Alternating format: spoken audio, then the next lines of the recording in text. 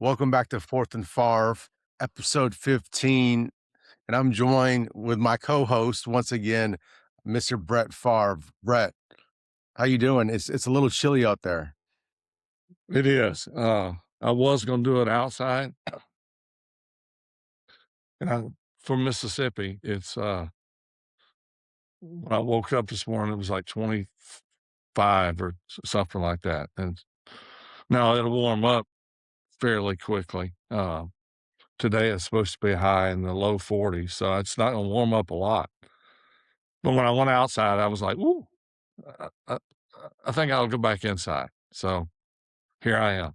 Are you I'm being in getting Green Bay? soft. Being in Green Bay so long, are you 25 is nothing to you, or have you acclimated back to the Mississippi weather?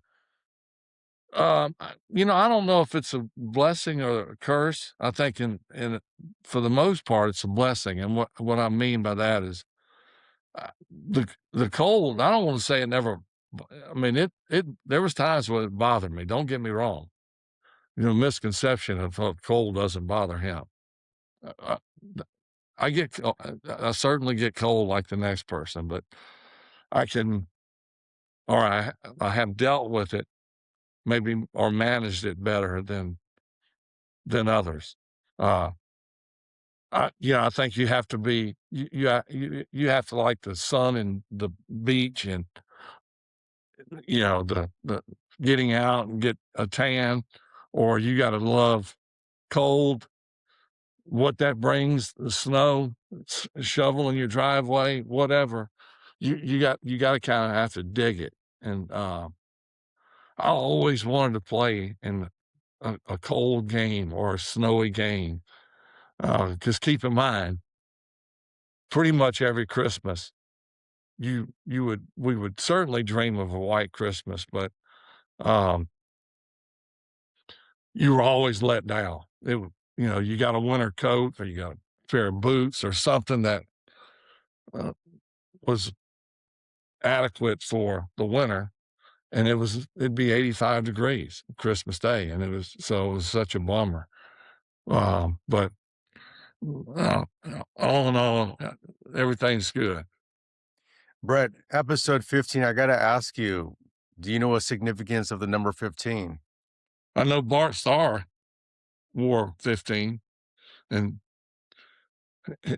not only the maybe the most popular or most famous Green Bay Packer, but maybe top 5 all-time great guys, not just in football, but just in general that you'll ever find. Just a class act. Brett, you were so close because 15 is Bart Starr. That is correct. But the other side of it is also that guy named Patrick Mahomes, who we talk about almost on a weekly basis during the season. And so, my question to you is some people think he's going to be better than Brady. And so, what do you think are his chances of being better than Brady and getting those 7 rings? Well, I think I certainly think that is possible, and whether it happens or not, I don't think that Patrick is any less of a quarterback. Um, there's still time, plenty of time for Patrick to win a few more Super Bowls and either get close or tie Tom. But so many factors go into it that are not controllable by the quarterback. Just like there's a lot of factors that go into success or no success, and it doesn't necessarily have a lot to do with the coach or a certain player. But um, football, unlike other sports, and I don't know if there's been science done on this, but there's so many moving parts, as you know. There's different phases of the game. So, like, I remember explaining to my youngest daughter what that the group of special teams players was doing running on the field. Okay, Dad, what are they coming out for? And I was having to explain things that I never thought I'd have to explain, that you take for granted. But anyway, and I'm losing my train of thought, which is probably Parkinson's related, but or maybe too many hits in the head or something. But that's to make light of it. That's probably with Parkinson's, the thing I noticed maybe the most is like the easiest word becomes like the most difficult word to get out of your mouth. And not all the time. And that's the thing. There's no rhyme or reason. So I'll be thinking of toy, you know, and I'm just using that example. And I'll be telling the story, and I'm like, yeah. And Sammy the dog was playing with that, and you have it like on the tip of your tongue. Now I say this, I'll be talking to some friends or something. And how you doing? And I kind of tell them where I am, and I'm like, yeah, I'll have words on the tip of my tongue, and I'm trying to get it out, and they're like, oh hell, that's part of getting older.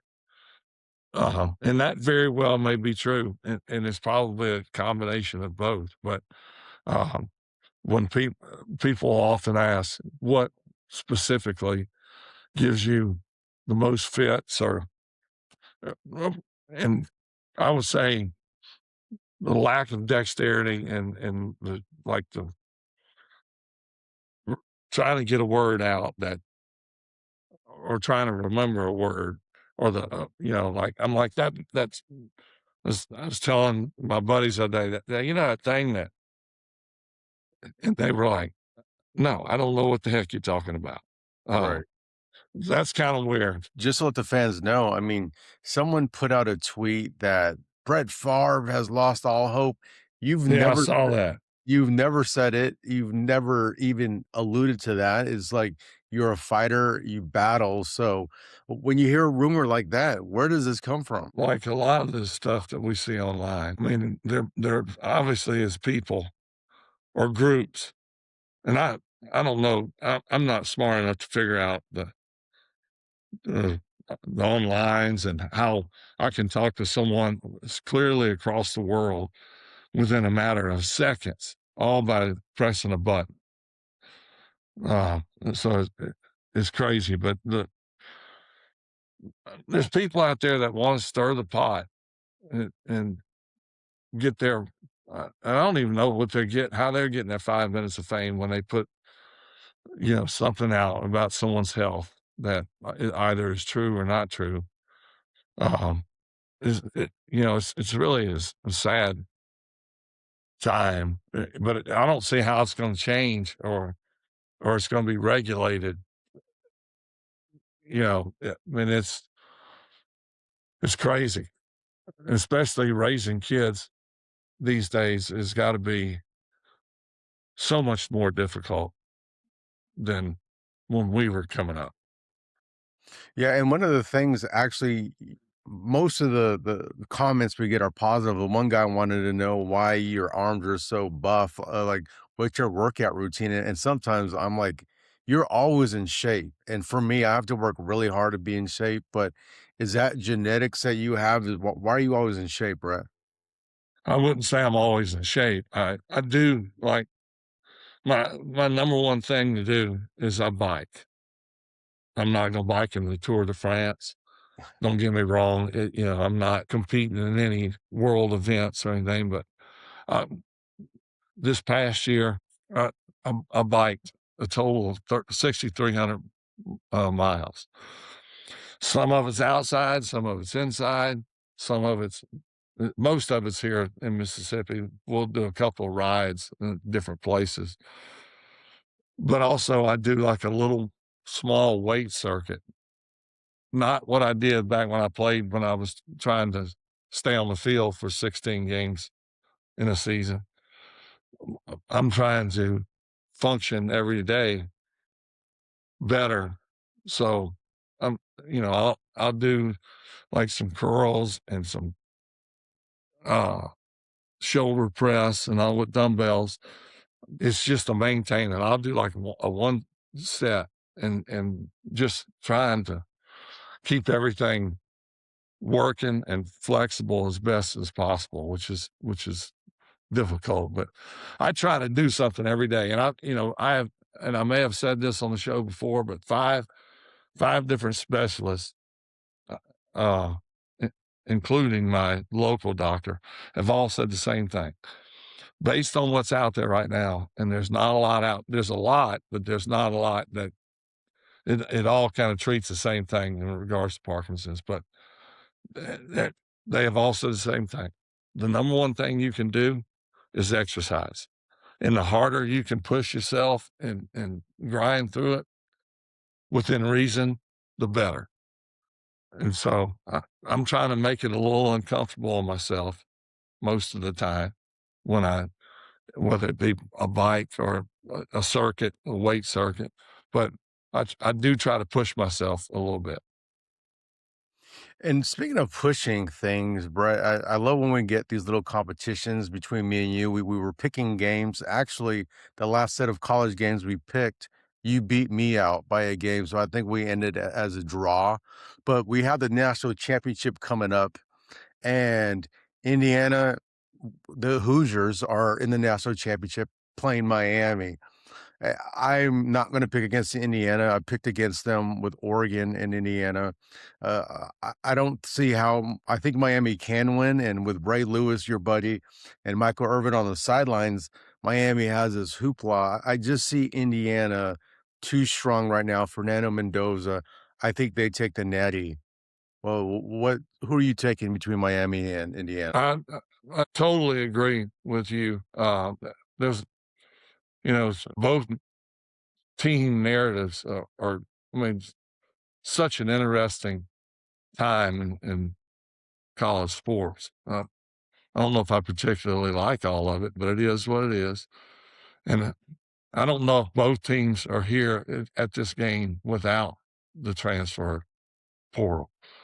And I say that in a good way and a bad way. I mean, you can certainly land a great player, but there's no guarantees he will fit in with your team and the chemistry and all that stuff. So I look at that probably more than I'm I'm I'm turned off by the not that anyone cares, but by sort of the state of college athletics.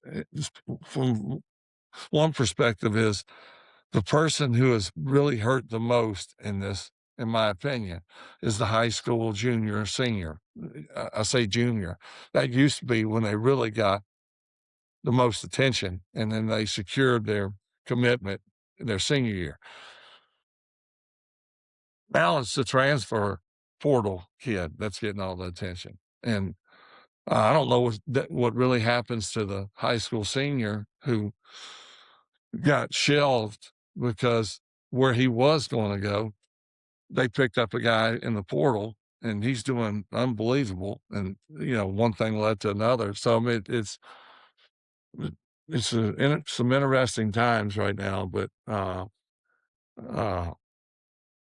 and as I said, I don't know if I particularly like it, but it is what it is, and we have to deal with it. But um, Indiana has been lights out and like beating people by 40 points. I mean, good people, and only having like 6 or 7 or 8 4 and 5-star recruits, which I think that is certainly overinflated anyway.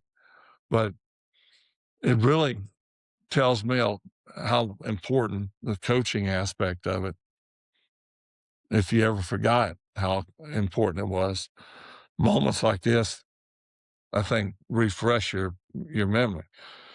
If you I don't care. I mean, you gotta have some talent, but if you can coach a mediocre talent and make it definitely way more than mediocre, you can win. But it requires some diligence, some persistence, and some luck, and all that stuff from a coach's perspective. But you can do it, and this guy that's coaching in Indiana has certainly added a level of discipline, it seems like, but also creativity, and the guys seem to love to play for it, and that's so important as well. So but Miami could win it too. I mean, they've got the history. Um, they they certainly got some talented defensive players, and Carson Beck's playing great. That young kid they got at receiver is a dynamite. I think he should be actually a junior in high school, but he expedited everything. I mean, he just a dynamite player. So it's going to be a heck of a. It should be a heck of a contest. So are you taking Indiana in this, Brett? Well, I'm not going to bet against them. So yeah. And just to kind of follow up on your comments about Cignetti, what I was heard one of his players say was he doesn't recruit based upon 5-star, 4-star. He recruits based upon production.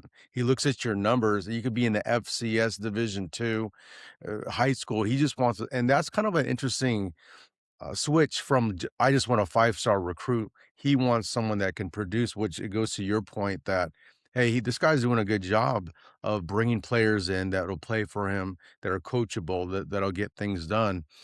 And with Miami coming in, I mean, they have all the star power. I mean, yeah, Michael Irvin was on the sideline. He was whipping a Gatorade water cooler after one of their playoff wins.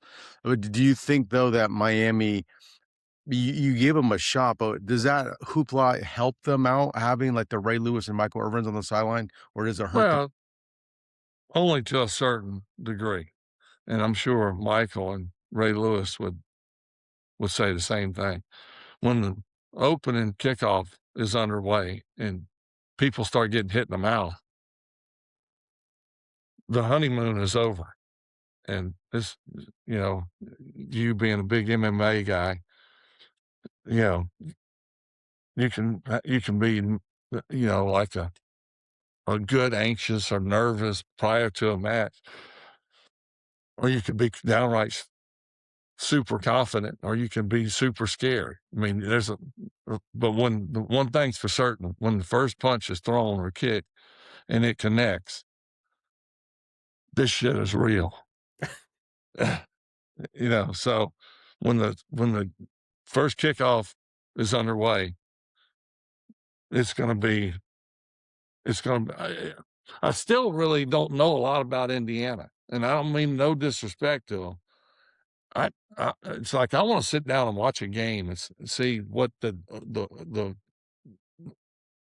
craziness is about, because they have certainly, you know, done it a different way and have done it extremely well. So, And speaking of being punched in the mouth, Brett, the Green Bay Packers, uh, you called this to a TNI. You said they're gonna split during the regular season, and then it might come down to a playoff game.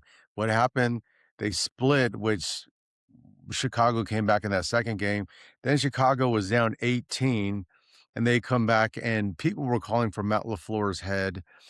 They were wondering, like, what does Brett Favre think? So, I when I was watching the game, I saw LaFleur call a timeout on defense when I thought, hey, you might need that on offense. And no one talks about that timeout, but there was time management. Do you think LaFleur being signed for a multi-year contract was the right thing to do, or do you think it was time for a changing of the guard?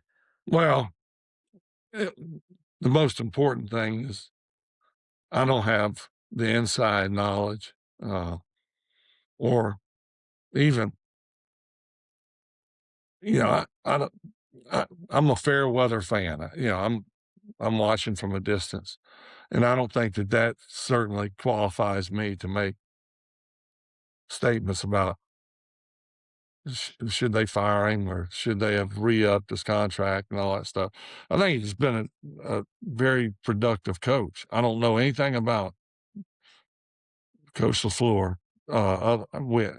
Met him briefly, and if you want to call a 15-second conversation total, enough to warrant me knowing him, you're mistaken. But he's definitely a good coach.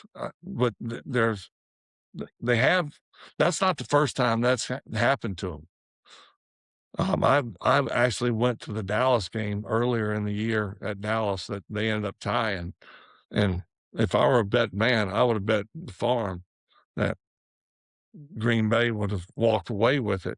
Didn't even need overtime, but they the second half they kind of let them back in, and it was really kind of the same thing, and there's other examples, and I don't know if, there's something that is I don't know, but there's something that is enabling them to have that same it's like the flip side. Chicago, they've won their games like that this year. It's like, that's not the first time that they looked awful. You like, they're done. They're toast, and then the next thing you know, they're leading by 3 points. It's the damnedest thing. But they're the bottom line is they're getting it done, no matter how it's getting done.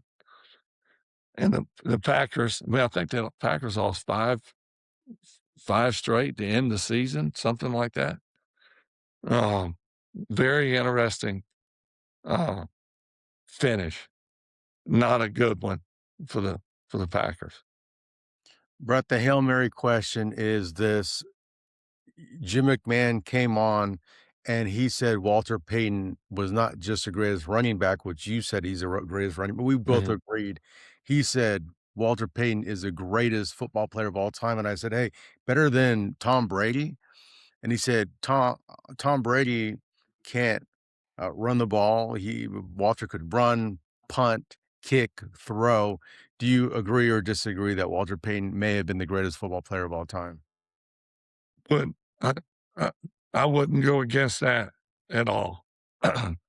He was one of my all-time favorites. I just loved his passion, and he never got pushed backwards. It was like he was gonna at least get another yard out of it, and